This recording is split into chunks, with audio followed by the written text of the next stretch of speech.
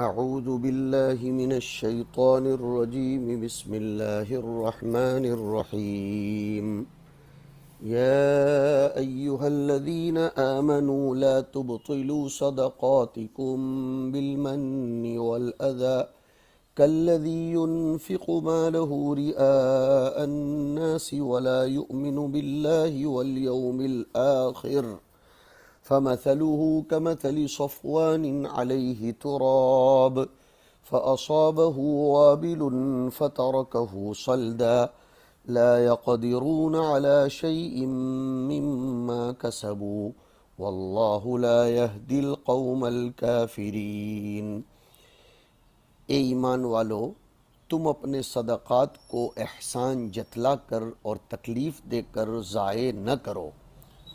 اس شخص کی طرح ضائع مت کرو جو صرف لوگوں کو دکھانے کے لیے اپنا مال خرچ کرتا ہے اور اللہ تعالیٰ اور قیامت کے دن پر ایمان نہیں رکھتا ہے۔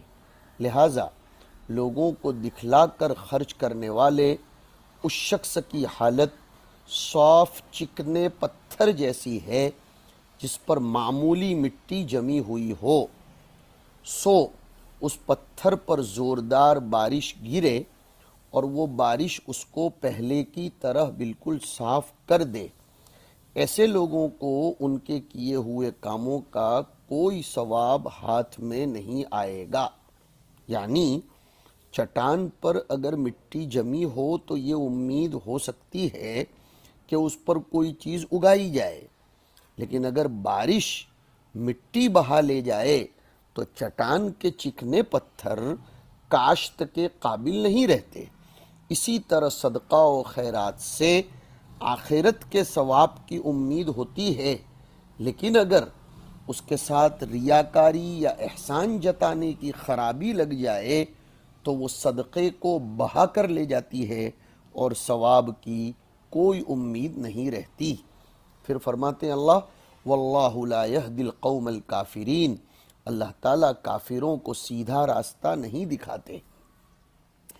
وَمَثَلُ الَّذِينَ يُنْفِقُونَ أَمْوَالَهُمُ ابْتِغَاءَ مَرْضَاتِ اللَّهِ وَتَثْبِيتًا مِّنْ أَنفُسِهِمْ كَمَثَلِ جَنَّةٍ بِرَبْوَةٍ أَصَابَهَا وَابِلٌ فَآتَتْ أُكُلَهَا ضِعْفَيْنِ فَإِن لَّمْ يُصِبْهَا وَابِلٌ فَطَلٌّ وَاللَّهُ بِمَا تَعْمَلُونَ بَصِيرٌ۔ اور ان لوگوں کی مثال جو اللہ تعالیٰ کی خوشنودی حاصل کرنے کے لیے اور اپنے دلوں میں ثواب ملنے کے پورے یقین کے ساتھ اپنے مالوں کو خرچ کرتے ہیں، ان کی مثال ایسی ہے جیسے کہ ایک اونچی جگہ پر باغ ہو، اس پر زوردار بارش برسے تو وہ باغ اپنے پھل دوگنا لائے، سو اگر اس باغ پر زوردار بارش نہ بھی برسے تو ہلکی سی پھوار بھی اس اونچے باغ کے لیے کافی ہے، اور جو کام تم لوگ کرتے ہو اللہ تعالیٰ اس کو خوب اچھی طرح دیکھتے ہیں۔ یعنی ہلکی سی بارش بھی برس جائے تو بھی چونکہ وہ باغ اونچا ہے اس کے لیے کافی ہے۔ أَيَوَدُّ أَحَدُكُمْ أَن تَكُونَ لَهُ جَنَّةٌ مِّن نَّخِيلٍ وَأَعْنَابٍ تَجْرِي مِن تَحْتِهَا الْأَنْهَارُ لَهُ فِيهَا مِن كُلِّ الثَّمَرَاتِ وَأَصَابَهُ الْكِبَرُ وَلَهُ ذُرِّيَّةٌ ضُعَفَاءُ فَأَصَابَهَا إِعْصَارٌ فِيهِ نَارٌ فَاحْتَرَقَتْ كَذَلِكَ يُبَيِّنُ اللَّهُ لَكُمُ الْآيَاتِ لَعَلَّكُمْ تَتَفَكَّرُونَ۔ کیا تم میں سے کوئی یہ بات پسند کرے گا کہ اس کے لیے کھجور اور انگوروں کا ایک باغ ہو جسے عرف میں باڑی کہتے ہیں، جس کے نیچے سے نہریں بہتی ہوں، اور اس شخص کے لیے اس باغ میں ہر قسم کے پھل بھی ہوں، اور اس شخص پر بڑھاپا آ گیا ہو اور اس کی اولاد کمزور ہو، اتنے میں ایک آگ سے بھرا ہوا بگولا یعنی ہوا کا چکر اس باغ پر آ پڑا، سو وہ پورا باغ جل گیا، وہ پورا باغ جل گیا۔ یعنی صدقات و خیرات کو برباد کر دینے کی یہ دوسری مثال اللہ بیان فرماتے ہیں کہ جس طرح ایک آگ سے بھرا بگولا ہرے باغ کو یکا یک تباہ و برباد کر کے خاکستر کر دیتا ہے، اسی طرح ریاکاری یا صدقہ دے کر احسان جتلانا یا کسی اور طرح غریب آدمی کو ستانا صدقے کے عظیم ثواب کو برباد کر ڈالتا ہے۔ اور اللہ فرماتے ہیں کذالک یبین اللہ لکم الآیات لعلکم تتفکرون، کہ اسی طرح اللہ تعالیٰ اپنی آیتوں کو تمہارے لیے کھول کھول کر بیان کرتے ہیں تاکہ تم غور کرو۔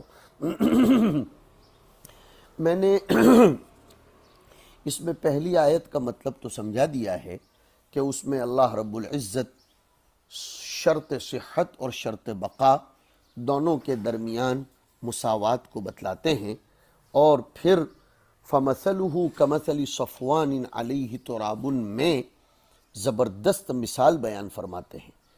جیسے اوپر ایک مثال دی تھی کہ ایک دانہ اس سے 700 دانے پیدا ہوتے ہیں، فرماتے ہیں کہ نیت شرط ہے۔ اگر کوئی آدمی ریا اور دکھاوے کی نیت سے صدقہ کرتا ہے تو اس کی پھر مثال تو ایسی سمجھو کہ کسی نے دانہ بویا ایسے پتھر پر کہ جس پر تھوڑی سی مٹی نظر آتی تھی، جب بارش برسا تو بالکل صاف ہو گیا وہ پتھر، اب اس پر دانہ کیا اگے گا۔ ایسے ہی صدقات کے اندر اگر ریاکار لوگ ہوتے ہیں تو وہ اپنے ریا کی بارش برسا کر اس کو بالکل صاف کر دیتے ہیں۔ حدیث شریف میں آتا ہے 3 قسم کے لوگوں سے اللہ قیامت کے دن بات نہیں کرے گا۔ اس میں ایک فرمایا المنان بما اعطا، جی ہاں، اور فرمایا المنفق سلعتہ بالحلف الکاذب، اور تیسرا المسبل ازارہ۔ تو ہمیں چاہیے کہ ہم اللہ کے راستے میں خرچ کریں صحیح نیت سے بھی، اور من و اذا نہ کریں۔ زوردار بارش سے مراد بہت مال خرچ کرنا ہے، اور پھوار سے مراد تھوڑا مال خرچ کرنا، اور دلوں کو ثابت کرنے سے مراد یہ ہے کہ ثابت کریں دلوں کو ثواب پانے میں، یعنی یقین ہو کہ خیرات کا ثواب ضرور ملے گا۔ لہذا اگر نیت درست ہے تو بہت خرچ کرنے سے بہت ثواب ملے گا، اور تھوڑا خرچ کرنے میں بھی فائدہ ہوگا۔ جیسے خالی زمین پر باغ ہے تو جتنا بارش برسے گا اتنا ہی باغ کو فائدہ پہنچے گا، لیکن نیت اگر ٹھیک نہیں ہے تو جتنا بھی مال زیادہ خرچ کرے اتنا ہی مال برباد ہوتا چلا جائے گا، نقصان پہنچے گا، کیونکہ زیادہ مال دینے میں ریا اور دکھاوا بھی زیادہ ہوگا۔ جیسے پتھر پر دانہ اگے گا تو جتنا زور کا برسات برسے گا اتنا ہی ضرر زیادہ ہوگا، جتنا زیادہ ریا اور من و اذا ہوگی اتنا ہی ضرر زیادہ ہوگا۔ پھر ریاکاروں کی مثال دی ہے ایود احدکم میں، کہ ان لوگوں کی مثال ہے جو لوگوں کو دکھانے کے لیے صدقہ خیرات کرتے ہیں، یا خیرات کر کے احسان جتلاتے پھرتے ہیں، ایذا رسانی کرتے ہیں۔ ایسی مثال ہے جیسے کوئی شخص جوانی اور اپنی طاقت کے زمانے میں ایک باغ تیار کرے تاکہ اس کو بڑھاپے میں اور کمزوری میں خوب کام آئے، وہ اس سے میوے کھائے، ضرورت کے وقت اس کو کام میں لائے، لیکن اچانک جب بڑھاپا آ جائے اور اس کو اس زمانے میں میووں کی اور اس باغ میں اگنے والی فصل کی بہت زیادہ ضرورت ہو، ایسے ہی زمانے میں وہ باغ خاص ضرورت کے زمانے میں جل جائے، مطلب صدقہ یہ مثال باغ اور میوے دار باغ کی ہے کہ اس کا میوہ آخرت میں کام آئے گا۔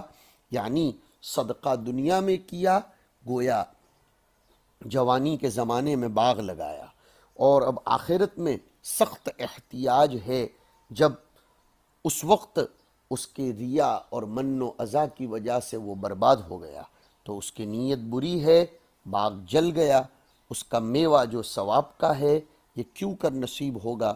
اللہ تعالیٰ کھول کھول کر اس کو سمجھاتا ہے۔ اسی لیے تو یہاں بڑھاپے کی مثال دی گئی۔ مستدرک حاکم میں دعا ہے حضور اکرم صلی اللہ علیہ وسلم کی، اللہم اجعل اوسع رزقک علی عند کبر سنی وانقضاء عمری۔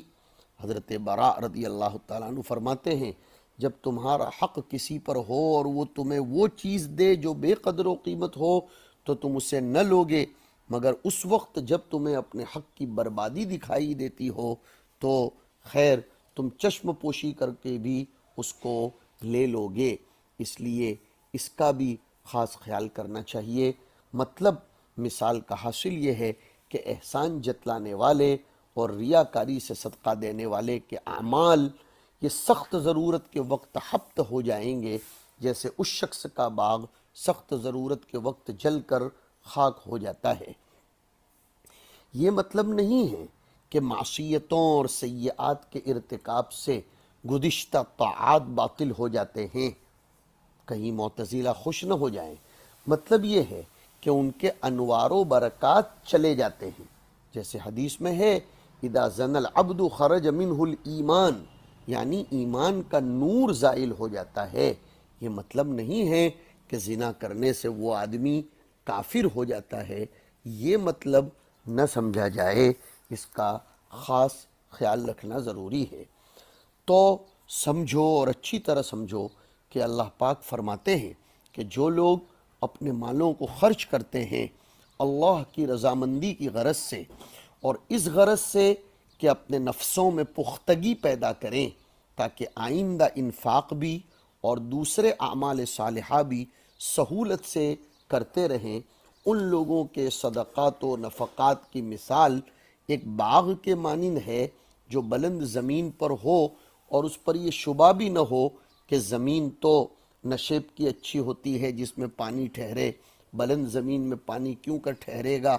جواب یہ ہے کہ زمین بلند سے یہ کیسے سمجھ لیا گیا کہ وہ گنبد ہے، بلکہ بلند بھی ہے مسطح بھی ہے، اس لیے کہ سمجھو بلندی پر ہوا لطیف ہوتی ہے۔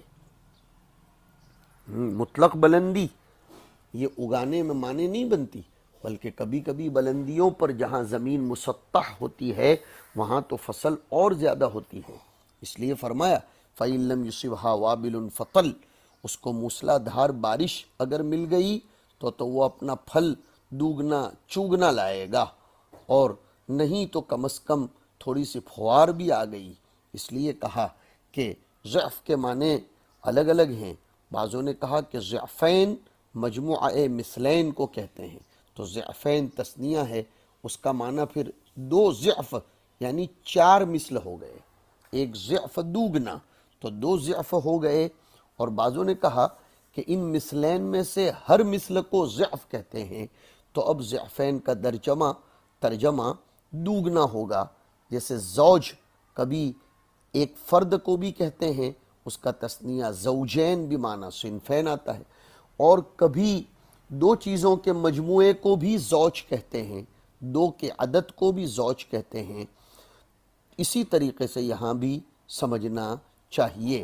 فَإِن لَمْ يُصِبْهَا وَابِلٌ فَطَلْ، اگر اس کو موسلا دھار بارش نہ پہنچے تو پھوار بھی کافی ہے، یعنی فَطَلٌ يَكْفِيهِ، طل یا تو مبتدا ہے خبر محذوف ہے، یا فاعل ہے جس کا فعل مقدر ہے، اور نکیرہ مبتدا بنتا ہے، یہاں چلے گا اس لیے کہ افادہ کر رہا ہے، وہ صورتاً نکیرہ ہے، معنن نکیرہ موصوفہ ہے، اس لیے کہ طل سے مراد مطلق طل نہیں ہے، بلکہ وہ طل ہے جو اس باغ سے لگے اس کو پہنچے۔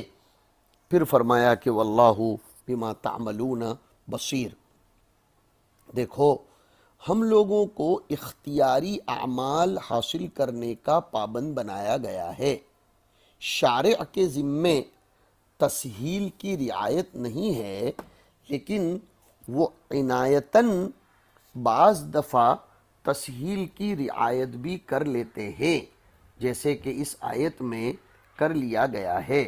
سہولت کا طالب ہم نہ بنیں، وہ سہولت دے دیں تو یہ ان کا بہت بڑا احسان ہوگا، یہ بھی یہاں سمجھنا چاہیے۔ دوسری بات یہ بھی سمجھو کہ عمل کی بعض خاصیتیں وہ ہیں کہ ان کا ثمرہ خاص عمل کرنے والے ہی کو حاصل ہوتا ہے۔ جیسے فرمایا مثل الذین ينفقون اموالهم ابتغاء مرضات اللہ وتثبیتا من انفسهم، یعنی ان لوگوں کی مثال جو اپنے مالوں کو اللہ کی رضامندی کی طلب کرنے اور اپنے نفسوں کو نیک کاموں پر جمانے کے لیے خرچ کرتے ہیں۔ دیکھو اس آیت میں مال کے خرچ کرنے کی خاصیتیں بیان فرمائیں۔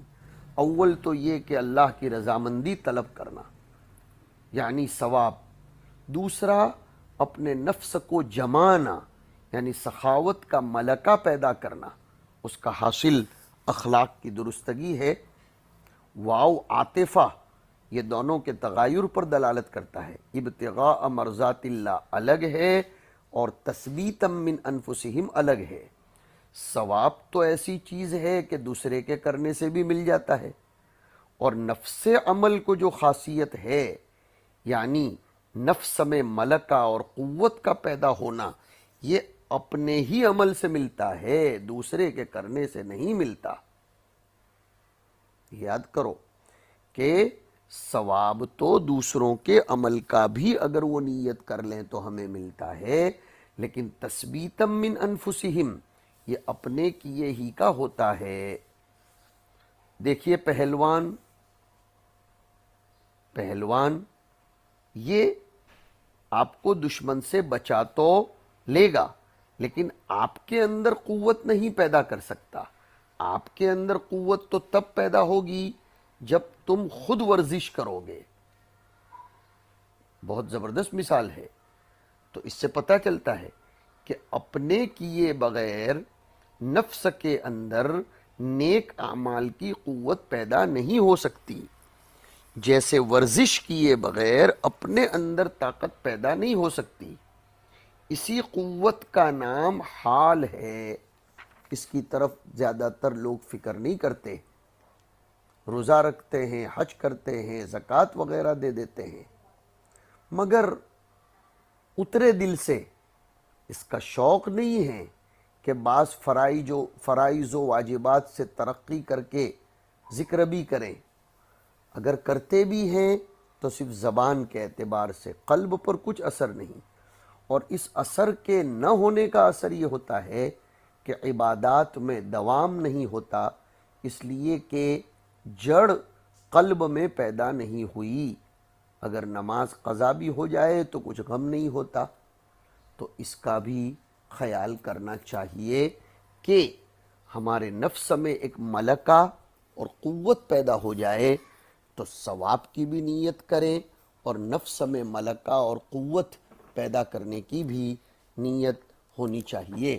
یہ باتیں ان آیات کریمہ میں ارشاد فرمائی جا رہی ہیں۔ دیکھیے قرآن کریم میں اور اپنی کتاب جلالین میں، یا ایہا الذین آمنوا لا تبطلوا صدقاتکم، صدقہ تو کبھی باطل نہیں ہوتا، وہ تو گیا۔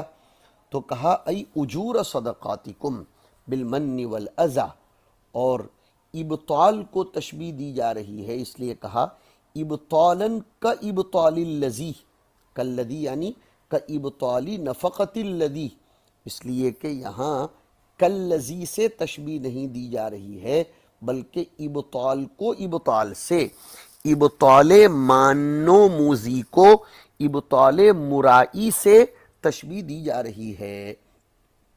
الذی ينفق مالہ رئاء الناس ای مرائیا لہم، بعض لوگوں نے رئاء الناس کو مفعول لہو مانا، اور بعض لوگ اس کو مصدر کو اس میں فاعل کے معنی میں لے کر حال کے معنی میں لیتے ہیں۔ ولا یؤمن باللہ والیوم الآخر وہو المنافق فمثلہ کمثل صفوان، صفوان کا معنی ہوتا ہے حجر املس، چکنا پتھر۔ یہ تشبیہ تمثیل ہے، اس لیے کہ وجہ تشبیہ منتزع من امور متعددہ ہے۔ علیہ تراب فاصابہ وابل ای مطر شدید، المطر اولہ رش ثم طش ثم طل ثم نضح ثم حطل ثم وبل، اور المطر الوابل ای الشدید الغزیر فترکہ صلدا ای صلبا املس، ایک دم چکنا اور سخت، لا شیء علیہ، تو ظاہر سی بات ہے وہ کیا اگائے گا؟ لا یقدرون، استیناف یہ جملہ مستانفہ ہے بے اعتبار ترکیب نحوی کے. کیا کہنا چاہتے ہیں؟ لی بیانی مثل المنافق المنفق ریاءً، یہ اس منافق کی مثال ہے جو ریاءً خرچ کرتا ہے. اب سوال یہ ہو رہا ہے کہ لا یقدرون جمع کیوں آیا؟ اوپر تو تھا فمثلہ، اور اسی طریقے سے کالذی ینفق مالہ ولا یؤمن، پھر یہاں لا یقدرون کیوں لایا گیا؟ کہا کہ وجمع الضمیر باعتبار معنی الذی، الذی کے معنی کی رعایت کرتے ہوئے، اس لیے کہ ایسی جنس کو تشبیہ دی جا رہی ہے علی شیء مما کسبوا ای عملوا ای لا یجدون لہ ثوابا فی الآخرہ.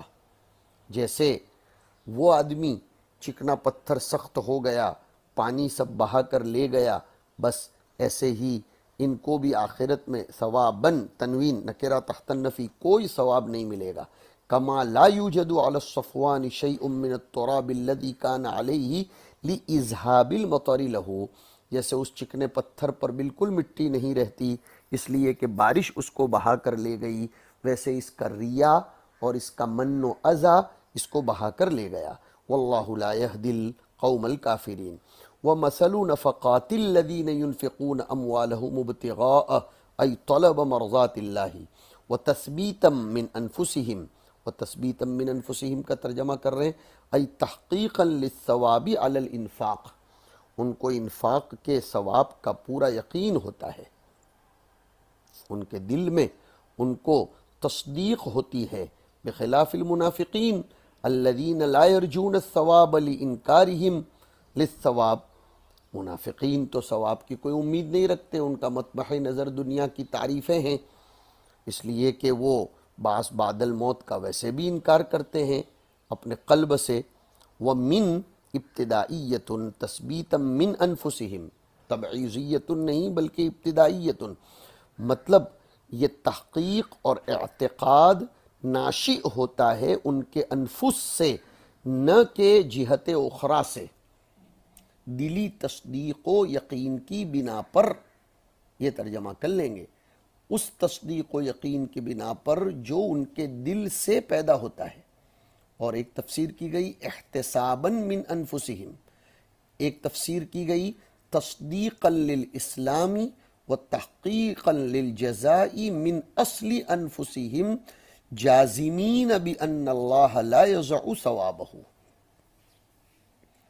ابن کثیر فرماتے ہیں کہ ان کو دل سے یقین ہے کہ اللہ ان کی اس خیرات کا کامل بدلہ عنایت فرمائیں گے. تثبیتا من انفسہم تو من ابتدائیہ ہوا. شاہ ولی اللہ لکھتے ہیں کہ بسبب اعتقاد ناشئ از دل خویش. مجاہد اور حسن بصری ترجمہ کرتے ہیں کہ احتیاط کا معنی لے لو، کہ وہ لوگ احتیاط کرتے ہیں کہ ہمیں اپنے صدقات کہاں خرچ کرنے چاہیے.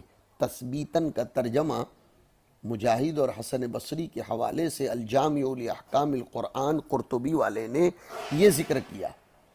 اور ایک ترجمہ کیا گیا تثبیتا من انفسہم کا کہ نفس کو مقام عبودیت اور منزل ایمان میں ایسا ثابت قدم بنا دیتے ہیں کہ ان کے پایۂ استقامت میں کوئی تزلزل نہ آئے بلکہ ثابت قدمی رہے، اور حرص و طمع، مال کی محبت اس کو اپنی جگہ سے ہلا نہ سکے. تو اب یہ من تبعیضیہ ہوگا. گویا جس نے مال خدا کے لیے خرچ کیا اس نے اپنے بعض نفس کو ایمان پر جما لیا، اور جس نے جان و مال دونوں خدا کے لیے خرچ کیے تو اس نے سارے نفس کو ایمان پر ثابت اور قائم کر دیا. تو یہ تثبیتاً کی اور من کی الگ الگ تفسیریں ہیں. کمثل جنت بستان بربوت اور ربوت، اونچے ٹیلے کو کہتے ہیں. بضم الراء وفتحها مکان مرتفع مستو اصابها وابل فآتت ای اعطت اکلها اکلها، تتابع ضمتین کی وجہ سے اکلها بھی پڑھا. بضم الکاف وسکونها ای ثمرها ضعفین مثلی ما یثمر غیرہا، جیسے دوسرے باغ دیتے ہیں اس سے ڈبل. فَإِن لَّمْ يُصِبْهَا وَابِلٌ فَطَلٌّ أَيْ مَطَرٌ خَفِيفٌ، شبنم اور اوس. یصیبها طل ویکفیها لارتفاعها، وہ بلند ہے. المعنی، مطلب اب یہ نکلے گا کہ تثمر وتزکو، وہ باغ پھلاور ہوتا ہے، بڑھتا ہے. کثور المطر ام قل، چاہے بارش زیادہ ہو یا کم ہو. فکذالک نفقات من ذکر، ایسے ہی ابتغاء مرضات اللہ اور تثبیتا من انفسہم کرنے والوں کے نفقات اللہ کے یہاں بڑھتے رہتے ہیں. کثورت ام قلت، چاہے وہ زیادہ ہوں چاہے کم ہوں. واللہ بما تعملون بصیر فیجازیکم بہ.